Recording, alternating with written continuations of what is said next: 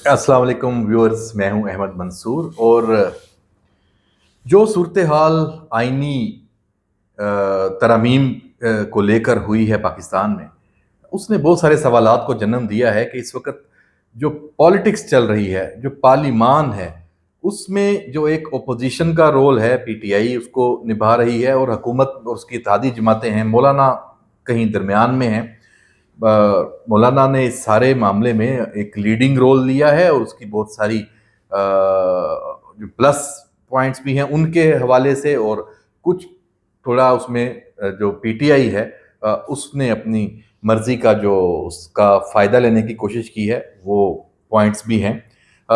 लेकिन जो हम आज ये बात कर रहे हैं वीलॉग की, ठीक है, ये पहला मरहला था, इसमें कोई शक नहीं कि ये हुकूमत और उसकी जो इत्तेहादी जमातें हैं उनको एक तरह से नाकामी हुई है कि वो उन्होंने एक प्लान बनाया कि आइनी तरमीम उनके पास अक्सरियत है और वो अक्सरियत ले लेंगे, और वो ज़रूरी नागुज़ीर आइनी तरमीम हैं, वो करना चाहते हैं। उसमें पार्लियामेंट की मजबूती जो है वो सबसे मेन फैक्टर है, और जो जुडिशल रिफॉर्म्स हैं बेसिकली फोकस उन पे है, और भी कुछ उसमें शिक्कें शामिल थी बल्कि हैं। तो मामला लटक गया। यकीनन वो पुरुमीद हैं और उसमें अपनी अभी भी मामला चल रहे हैं, और ये हो जाना है ये मामला, इसमें कोई ऐसी बात नहीं है। ये तजावीज़ हैं, इन पे गौर व फिक्र होगा, कुछ चीज़ें माइनस होंगी, कुछ ऐड होंगी जो मुसवदा है उसमें। तो क्या ये था गलत, या ये जो हुआ है ये गलत हुआ है?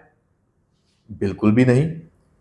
पार्लियामेंट में आप एक तरफ तो कहते हैं कि रबर स्टैंप रही है पाकिस्तान की पार्लियामेंट, कि जनाब जो कहा जाता है जी वो उस पर ठप्पा लगा दिया जाता है। अगर आज की पार्लियामेंट में वही रबर स्टंप वाला काम होता तो ये ठप्पा लग चुका होता। तो ये जो कंसेंसस बिल्ड करने की एफर्ट है, जो इत्तेफाक राय कायम करने के लिए कड़वी कसीली बातें सुनने का जो एक अमल है ये शुरू हुआ, इसका क्रेडिट तो फिर जाहिर सी बात है हुकूमत वक्त और नून लीग का जाता है। हाँ, मौलाना का ये उसमें एक जो मेन किरदार है और मेन क्रेडिट है वो ये है कि उन्होंने इसको एग्जीक्यूट किया और इस मुशावरती अमल को तेज किया, क्योंकि मौलाना का घर वो वाहद घर था इस सारे अमल में, अभी भी है, कि जहां हुकूमत और उसकी इत्तेहादी जमातें भी आ रही हैं और अपोजिशन पीटीआई जो हुकूमत के साथ बैठने पे तैयार नहीं है, उनके वफूद भी आ रहे हैं, दीगर जमातें भी। तो ये तो एक बहुत खुशाइंद अमल है, और सियासत में और पार्लिमान की मजबूती के लिए यही तो हुसन है। माजी में तो देखें, आपको पता है कि क्या होता था इस मुल्क में, खासतौर पर इमरान खान के दौर में जो लेजिस्लेशन हुई है, जो कानून साजी हुई है, कैसे होती थी। इमरान खान और उसकी पार्टी तो बात ही नहीं करते थे उस वक्त की ओपोजिशन के साथ, बल्कि वो तो चाहते थे कि ये यहाँ ईवान में नजर ही ना आए। उनको चोर डाकू और पता नहीं क्या क्या कहते थे कि हमने इनके साथ बैठना नहीं है। लेकिन जब आईनी तरामीम की या कानून साजी की, और जो मुल्क का निज़ाम चलाने के लिए और पार्लिमानी जो निज़ाम है रियासत का उसको चलाने के लिए ये नागुज़ीर है, ये एक मुसलसल अमल है। कानून साजी बेहतरी होनी चाहिए, होती है। तो जब ये अमल आता था तो खान साहब जनाब देखते थे आप पारा की तरफ, जनरल फैज की तरफ, जीएचक्यू की तरफ, जनरल बाजवा की तरफ, और फिर उन पे दबाव डालते रहे कि भाई उन्हें कहते, क्योंकि नागुजीर चीजें होती थी, ये होनी थी, पाकिस्तान के लिए जरूरी होती थी, उनको मजबूरन आना पड़ता होगा। और फिर वो मिन्नत करते या जो भी हरबा इस्तेमाल करते, पीपल्स पार्टी, नून लीग, सारे वो वोट कर देते। पार्लियामान में जब वो आके खुद उनको मुशावरत को सार कम्प्लेक्स की मुलाकातें और सारी सबको पता है, इमरान खान उधर उसमें भी नहीं आते थे बतौर वजीर आजम। मतलब कितनी एक इतनी बुरी रवायत है इस मुल्क में जो वो कायम हुई। अच्छा, अब उसमें बेहतरी आई है तो अब तकलीफ हो रही है पीटीआई को। उसमें इन्होंने जनाब बड़ा एक चीखो पुकार शुरू की हुई है कि पता नहीं क्या गलत हो रहा है, क्या ये। तो ठीक है, हर जो तजवीज़ ठीक नहीं होती, उसमें कुछ रद्दोबदल हो सकता होता है, तजावीज़ है ना, आप आए बैठे, टेबल पे बैठे तो सही, बात तो करें। आप बात ही नहीं करते, आपने बस अब वो बस बेक जुम्बश कलम या एक बस बयान दाग दिया कि मैंने तो, हमने तो रिजेक्ट करना है। तो ऐसा नहीं है। और ज्यादा जो शुरू होगा है वो किस पे है? आईनी अदालत पे है। मैं देख रहा था कि जो ये आईनी अदालत है, क्या ये पाकिस्तान में होने जा रही है? ये दुनिया में इसकी कोई रिवायत नहीं है क्या? जो निज़ाम इंसाफ दुनिया में है इस वक्त, जो तरक्की याफ्ता ममालिक हैं, वहाँ क्या सूरत है? تو جناب امریکہ میں، برطانیہ میں، آسٹریلیا میں، یورپی جو ممالک ہیں وہاں یہ آئینی عدالتیں موجود ہیں، اور یہ آئین کی تشریح اور آئینی معاملات کو دیکھتے ہیں۔ پریشر کیا ہے؟ پاکستان کی عدالتوں کا نظام دیکھ لیں، اسلام آباد high court, Lahore high court, Peshawar high court, supreme court, مقدمات کون سے ہیں؟ سارے سیاسی، اور ابھی تو سارے مقدمات ایک ہی سیاسی جماعت کے ہیں۔ باقی جو فوجداری نظام ہے، جہاں عام عوام ہے، بزنس کمیونٹی ہے، بے شمار مقدمات ہیں، ان کی باری ہی نہیں آتی۔ تو یہ تو ناگزیر ہے، اور عوام کے براہ راست فائدے کی یہ آئینی ترمیم ہے۔ کیوں؟ کہ جب آئینی معاملات کو دیکھنے والے جج ہیں وہ الگ ہوں گے، اور وہ سینئر ججز ہوں گے، ان کا پورا ایک طریقہ کار اس ترمیم میں دیا گیا، تو اس میں کیا قباحت ہے؟ پہلی بات۔ اور دوسری بات، ججز کی تعیناتی کا طریقہ کار، کیا آپ سب اس سے متفق ہیں جو ابھی موجودہ طریقہ کار ہے؟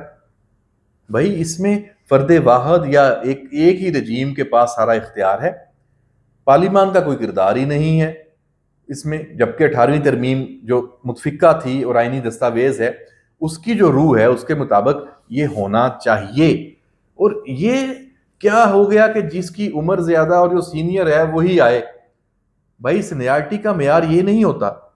یہ بہترین طریقہ اس میں اخذ کیا گیا، تجویز کیا گیا کہ بھئی 5 سینئر موسٹ ججز ہیں، ان کا پینل وہ سامنے آئے، اور اس میں سے ہاں چوز کس نے کرنا ہے، جوڈیشل کمیشن میں پارلیمان کا کیا کی نمائندگی کیا ہوگی، اور سارا اس میں اختیار کیسے ہوگا، اس پہ آپ بات کر لیں۔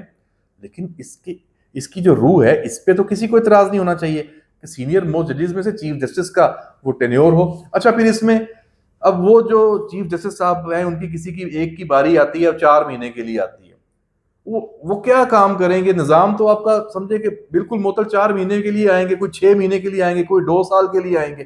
بھائی ٹینیور پوسٹنگ کر دیں نا 3 سال کی، وہ اس میں دے دیا۔ مطلب بہترین طریقے سے اس میں کوئی نہیں، یہ باتیں ساری سیاسی جماعتیں اپنے منشور میں، اپنی سیاسی جو ان کی آراء ہے اس میں یہ کرتے آئے ہیں کہ ہم یہ کریں گے، ہم اقتدار میں آئیں گے تو اس نظام انصاف کی بہتری کے لیے یہ قدم اٹھائیں گے۔ تو کیا قباحت ہے اس میں؟ اچھا چلیں ہم سیاسی طور پہ آتے ہیں۔ پی ٹی آئی نے تو یہ کرنا ہے کیونکہ ان کو تو جو جوڈیشری سے فائدہ ہو رہا ہے، اور جوڈیشری میں جو گروپ داری بات ہے، کوئی بھی جب آئینی ترمیم ہوتی ہے تو اس میں پھر جب یہ ہوگی تو اس میں جو موجودہ کوئی ججز ہیں ان کی سینیارٹی ڈیفینیٹلی متاثر ہوگی، جو سوچ کے بیٹھے ہوئے ہیں کہ 2028 تک میں ہوں گا، 2030 تک میں جج چیف جسٹس ہوں گا، 2032 تک میرا نمبر آئے گا، 2035 تک سب کی باریاں لگی ہوئی ہیں۔ تو جناب یہ جو باریاں ہیں، اور باریاں کنہوں نے لگائی ہیں؟ یہ ساری لائن سیٹ کر کے گئے ہوئے ہیں یہی پی ٹی آئی، اور عمران خان کے دور میں جنرل فیض اور ثاقب نثار اور سارے سیٹ کر کے طے کر کے گئے ہوئے ہیں۔ تو کیا یہ ٹھیک ہے؟ کیا اس کو صحیح نہیں ہونا چاہیے؟ بالکل ہونا چاہیے۔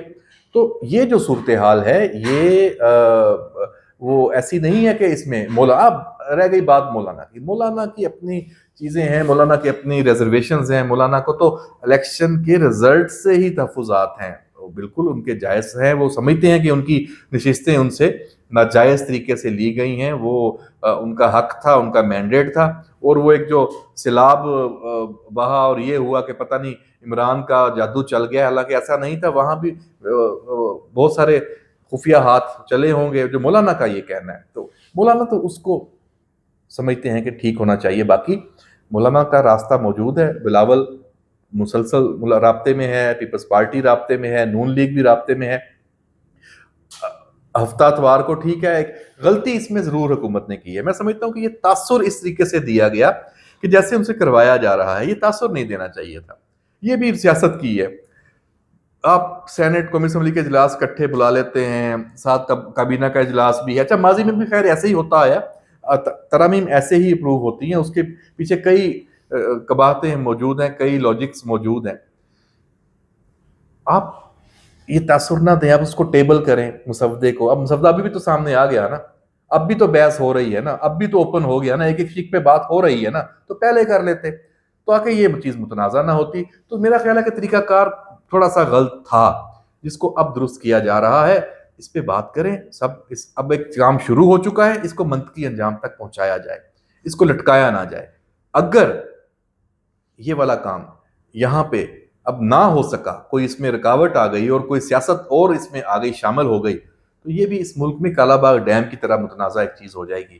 حالانکہ یہ سب کو پتہ ہے کہ یہ فائدہ مند چیز ہے، لیکن ایک سیاسی اس میں آ کے ہر کوئی پیچھے ہٹے گا کہ بھئی ہمارے گلے میں نہ پڑے، ہمیں، کیونکہ ایک پرسیپشن بن جاتی ہے، تو اس پرسیپشن کو اب ختم ہونا چاہیے، اس میں سیاسی جماعتوں کا کردار ہے۔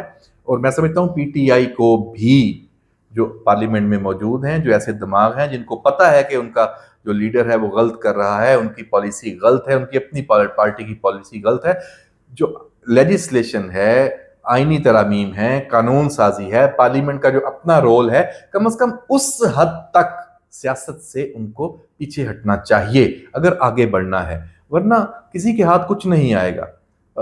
یہ اس طرح تو چل نہیں سکے گا، یہ نظام یہاں پہ رکا ہوا ہے۔ بظاہر جو ہیں وہ اشاریے، باقی جو اشاریے ہیں وہ ملک کے وہ بہتر ہیں، پیٹرول کی قیمتیں جیسے دیکھیں نیچے آئی ہیں، سراہنا چاہیے۔ ہاں اس سے مہنگائی لنکڈ ہے، مہنگائی کو بھی نیچے آنا چاہیے، بجلی کی قیمتوں کا معاملہ حل ہو، آئی پی پیز کا معاملہ حل ہو، جو ابھی شرح سود میں کمی ہے بڑا اچھا اشاریہ ہے، آئی ایم ایف کے ساتھ پیکج والا معاملہ ہو رہا ہے، وہ بڑا اچھا، ہماری اکانومی درست سمت میں جا رہی ہے۔ تو جو پولیٹیکل اشاریہ ہے، جو پارلیمنٹ کا رول ہے، پارلیمنٹ کی مضبوطی ہے، یہاں بھی چیزیں بہتری کی طرف جانی چاہیے۔ تو یہ ذمہ داری سیاستدانوں کے اوپر ہے، اور سیاستدانوں میں اس وقت لیڈنگ رول مولانا کا ہے۔ میرا خیال ہے کہ مولانا اس میں کوئی اپنا جو نام ہے وہ تاریخ میں غلط سمت میں نہیں لکھوائیں گے، وہ درست سمت میں ہی کھڑے ہوں گے جیسے کہ وہ ہمیشہ کھڑے ہوتے آئے ہیں۔ اجازت دیجیے، اللہ حافظ۔